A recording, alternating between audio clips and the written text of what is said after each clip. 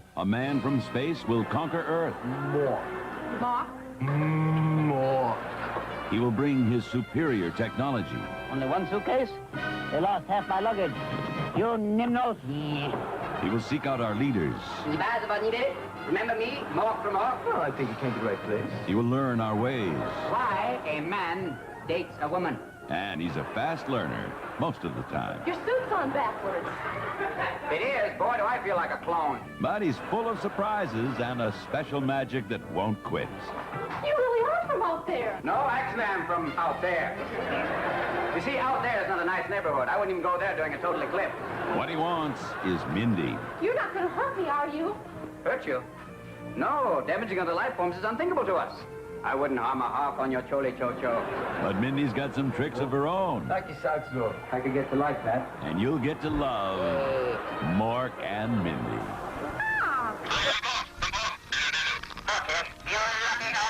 Mork with Talking Space Pack says 8 things. Mork Talking Ragdoll says 7 things. When you pull the string, you can never be sure what these two will say next. And here's Mork from Mork. An Orc egg, and Mindy doll, too. 5 fun toys, each sold separately. Mork doll with Talking Space Pack. Other Mork collection toys are each sold separately. New from Mattel.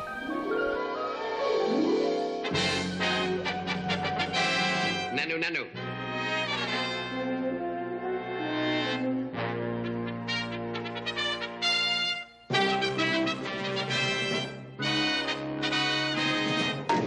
Shazbat.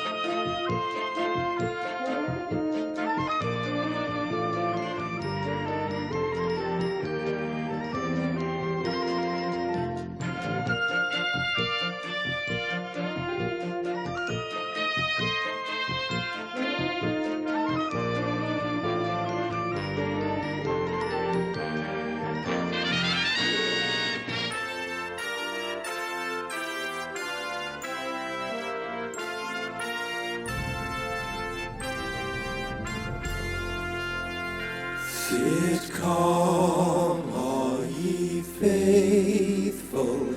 A Christmas podcast special where again I discuss 25 Christmas sitcom episodes.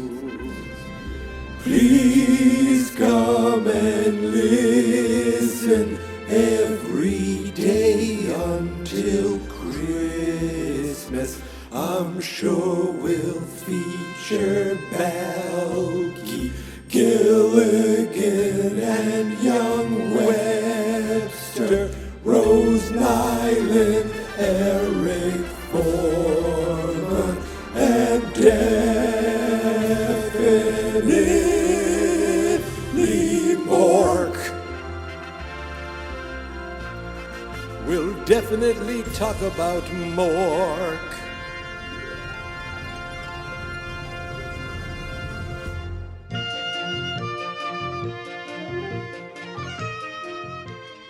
Happy Wednesday, everybody, and welcome back to Sitcom, Are Ye Faithful?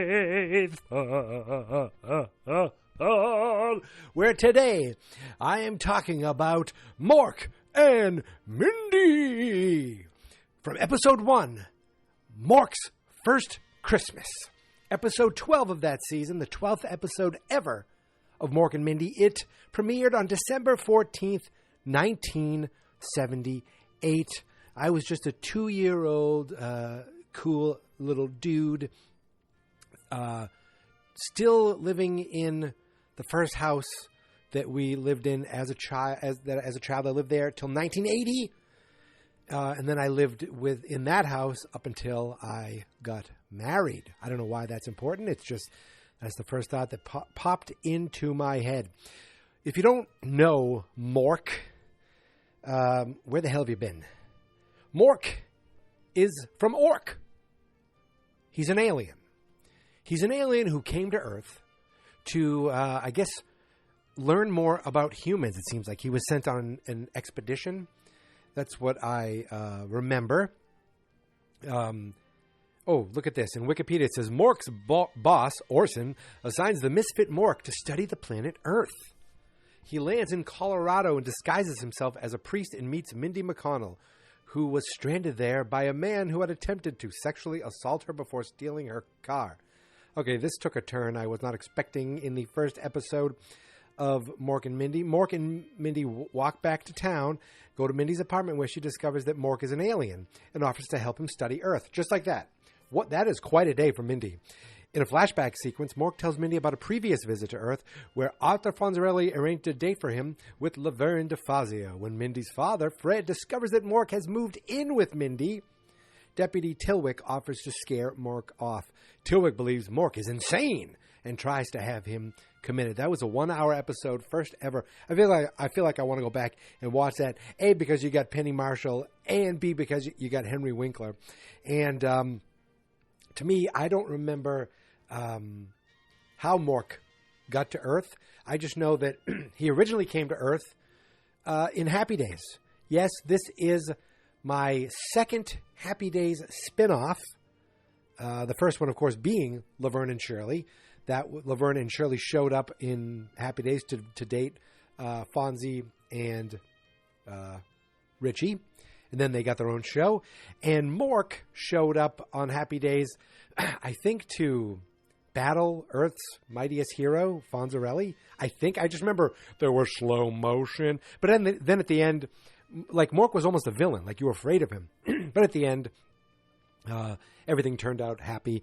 And people loved Mork so much, they were like, well, we got to give him his own show.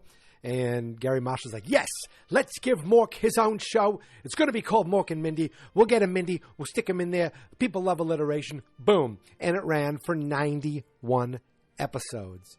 Though it said it was split into 95 episodes for syndication.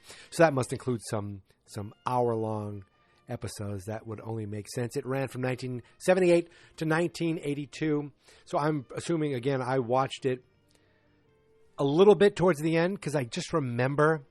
I remember them having a son that was played by Jonathan Winters. He was older in Orkin tradition. You get younger. You come in an egg like that.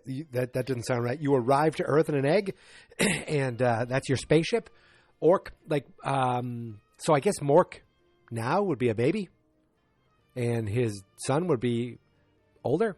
Would be maybe like a teenager. I don't know how the time works.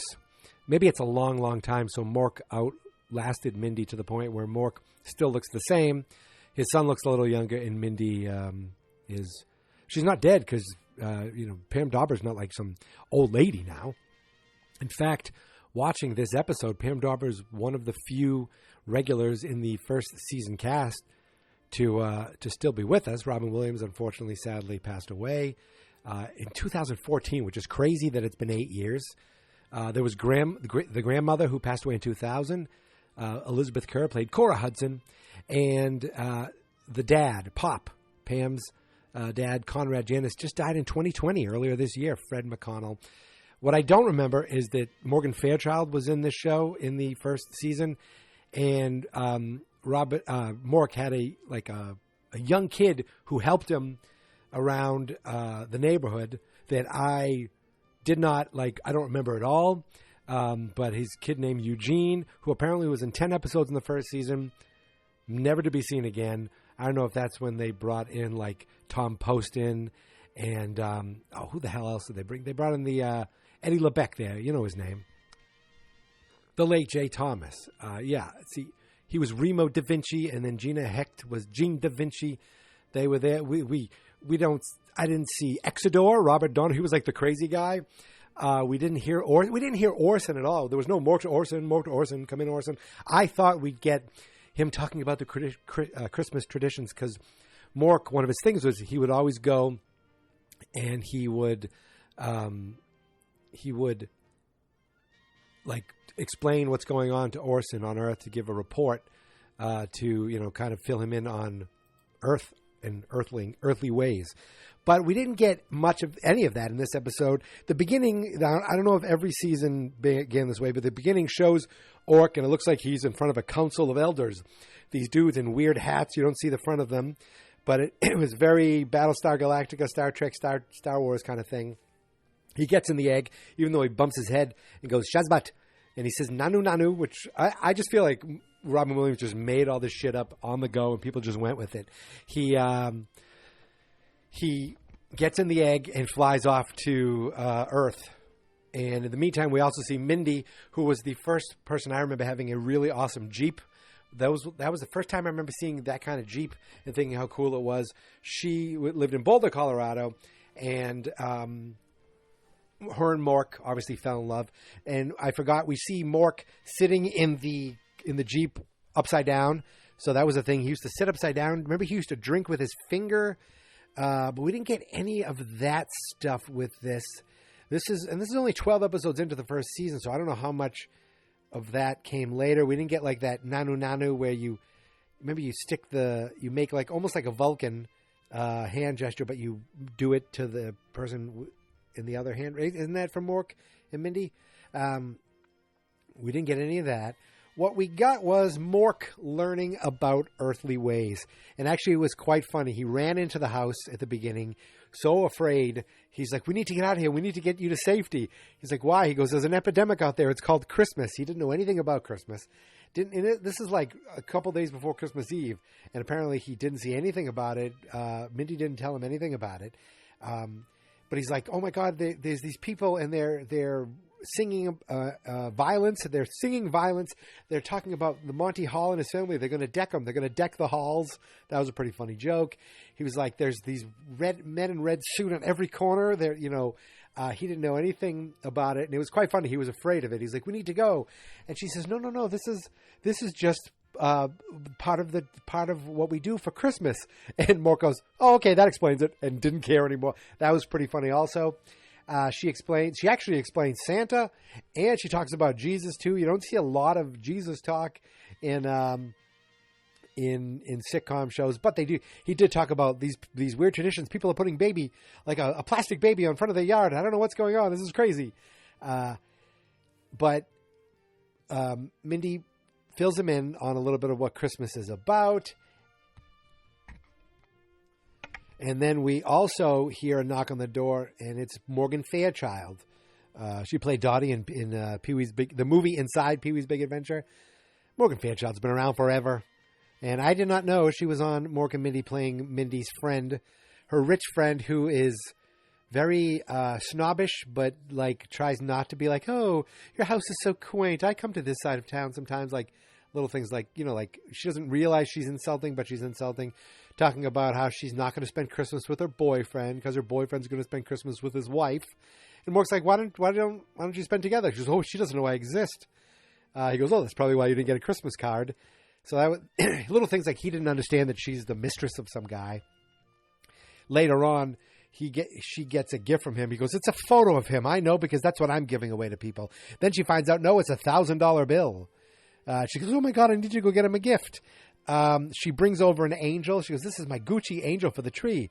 And Mork goes, oh, cool. Fly, be free. He throws the thing in the air. It shatters. She's like, it's my most prized possession. Don't worry, I have 6 more of them at home.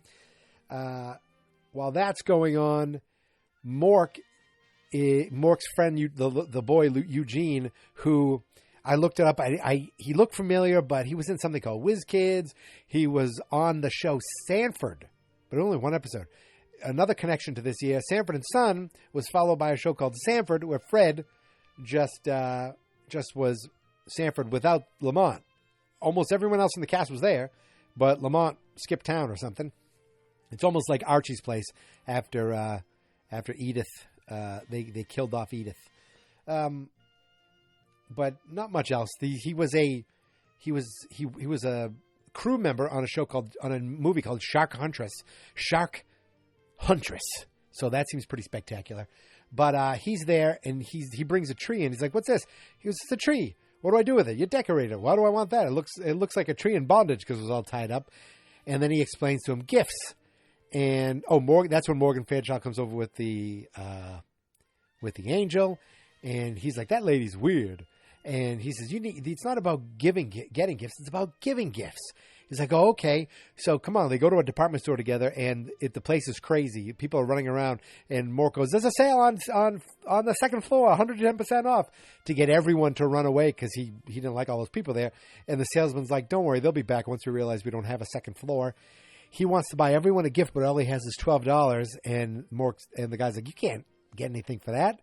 And that's when Eugene tells him, you know what, you can make him a gift. He goes, I thought you couldn't make gifts. He goes, no, you could. He goes, everything I see on TV is buy this, buy that. The commercialization of Christmas means you can't make gifts.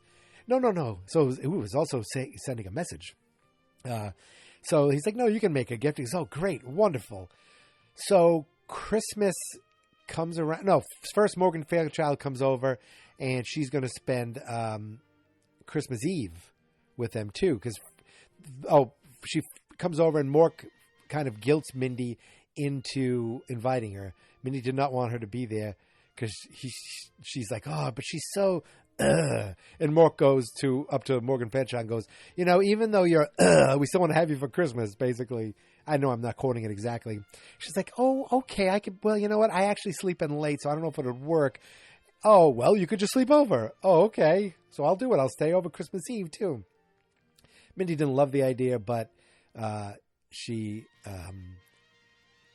staying over. Now, they're going to... Oh, Mork sees all these gifts, and he's all excited. He wants to see what's in them, but Mindy won't let him open the presents. He goes, not until tomorrow. And he's like a little kid. He's like, come on, I want. He's taking gifts, and she won't let him open them. And he's like, okay. He goes...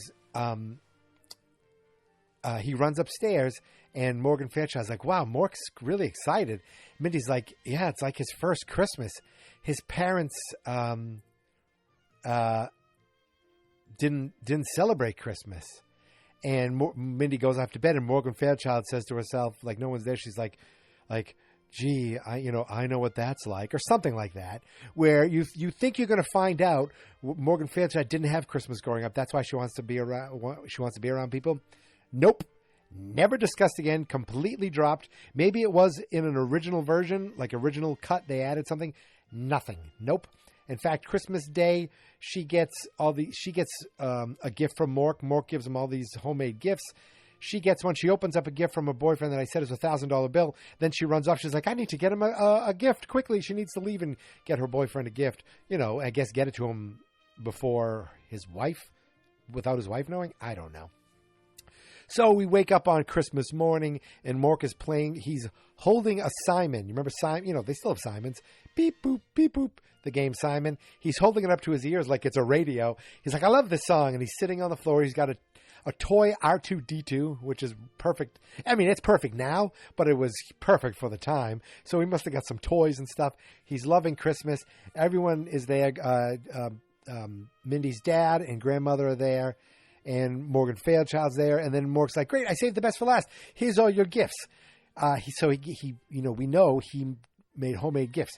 So he gives the dad something. You can't tell what it almost looks like a hat. He says, "You always said you wanted a rug. You can put it on." So he meant a wig. So it almost looked like it was made like a bad hunter's winter hat. Then for the grandmother, she goes, "You love art and music. I combine them." And it was a sculpture of Liberace playing piano made out of bubble gum. Morgan Fairchild's gift was a teacup saucer. He was like, why a saucer? He goes, well, Mindy said you don't like something shallow. Wah, wah. And then Mindy opened up her gift, and it's a bracelet. She goes, ooh, what are these beads? He goes, those aren't beads. They're from upstairs. Those are dead flies. She freaks out. She's like, ah. He goes, look at this. I painted each one, and look, I put clothing on them. And he says, look at this one has its human open. Quick joke, very funny when you think about we have our fly. A human has a fly on their pants, so a fly has a human on their pants. There were so many quick little jokes where he would just go. He'd walk to the door and go, "Get up, or he'd Morgan Fairchild had a mink coat. He'd be like, arr, arr, grabbing at it. Just little things that Robin Williams just manically added in, and everyone else just had to keep up with him. He had a lot of quick things, but the way he says it, you could see a star being born already right there. Just like he was already probably, wildly famous at this point. But you could just see already the superstar that was on the horizon. So he's like, I got one more gift for everybody. It's upstairs. And he runs upstairs, and Morgan Fairchild's like, I need to go and give my gift. He goes, I feel bad for I got to give, this is a real gift. She holds a $1,000 bill. She goes, not like that junk that Mork got us, but you could see Mork's foot is up on the loft on the stairs. So he hears this. They run off, and then Mindy, her dad and grandma are like, what are we going to do? Mork I feel bad. He embarrassed himself. How do we tell him? Like, first of all, why would you tell him? Why would you say these things? And Mork goes, don't worry. So I already know. I ruined Christmas. I'm sorry. They're like, no, it's not that. Sure, you tried, and they weren't the most practical gifts, but it's the thought that counts. It's the thought. And the grandmother's like, yes, it is the thought that counts. And he says, oh, it's the thought? So I could have just given you a thought? They go, what do you mean? He goes, I'm not sure if this will work, but let me try.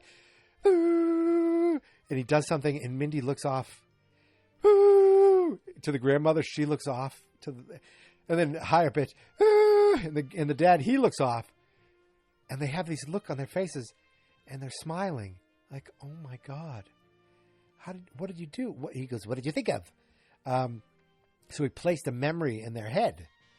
At this point, I realized, okay, they all know he's an alien. I don't remember. I don't remember if there was a time when they found out later. I don't remember if there was a time when the dad found out, the grandmother found out. At least at this point, at episode 12, all of them know Mork is from Ork. He is an alien. And Mindy's like, I remember my dog. We loved him, and he got lost, and I was so sad. And I thought he got hit by a car, but I remember that feeling when he ran back up the driveway. And the grandmother says, I remember my husband. And one Christmas, we didn't have much money, but he brought home a tree, and it was a beautiful tree, and it was the best Christmas ever. And then Pops, he's like, I remember holding my newborn child for the first time. My hands were so big against this small little baby, but it was the most amazing feeling in the world. Thank you, Mork. Thank you. And, I forget, that would have been it. And that was the happy ending. Earlier in the episode, though, she was explaining to Mork, it's about goodwill towards men. He's like, oh, so this is the one time a year where humans act human? Interesting. That'll be interesting to tell Orson. There is a time where they try to be better. But Mork came downstairs with a big wrapped gift.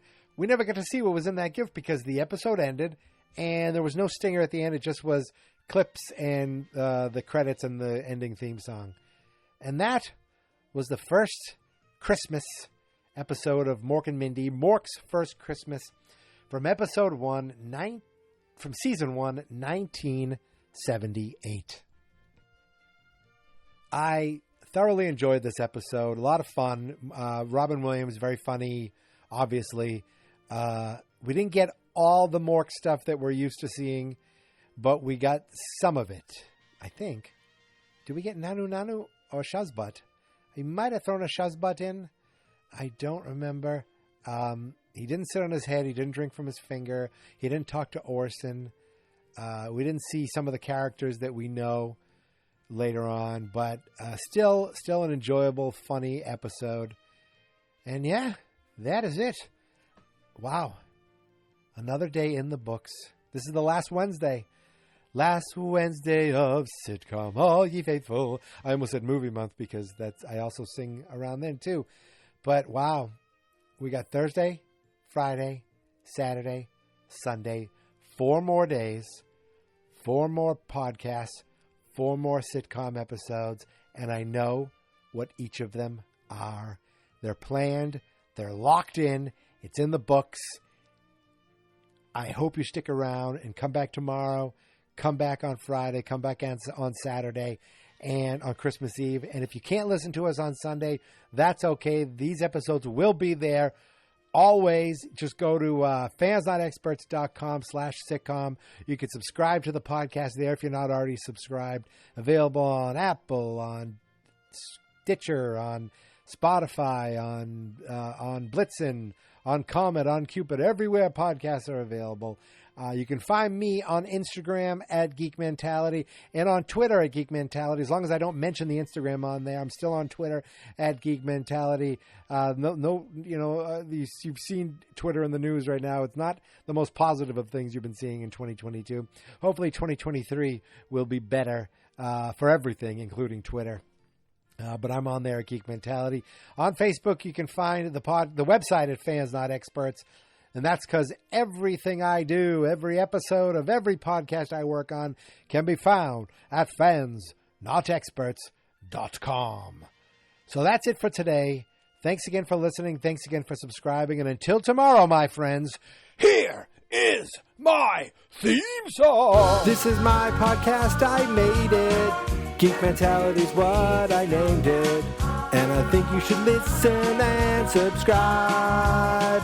'Cause I'm kinda funny and awesome.